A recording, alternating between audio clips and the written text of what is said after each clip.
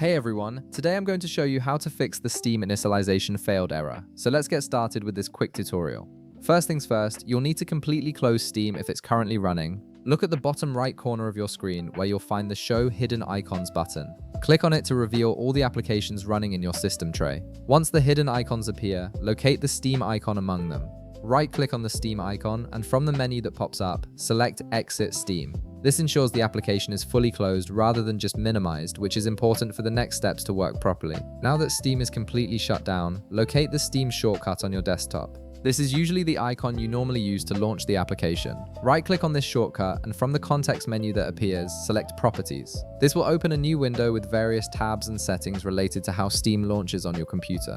In the Properties window, navigate to the Compatibility tab at the top. This section allows you to adjust how Steam runs in relation to your operating system, which is often the key to fixing initialization errors. Look for the checkbox that says Run this program in Compatibility Mode 4 and make sure to check that box. This tells Windows to run Steam using settings from an older version of the operating system, which can resolve compatibility issues. Right below that checkbox, you'll see a drop-down menu. Click on it to reveal a list of different Windows versions. From this list, select Windows 8.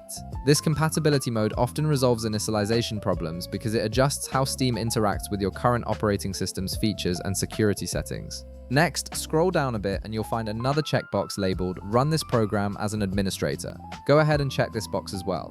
Running Steam with administrator privileges gives it the necessary permissions to access all the files and system resources it needs, which can prevent initialization errors from occurring. After you've made these changes, it's important to save them in the correct order.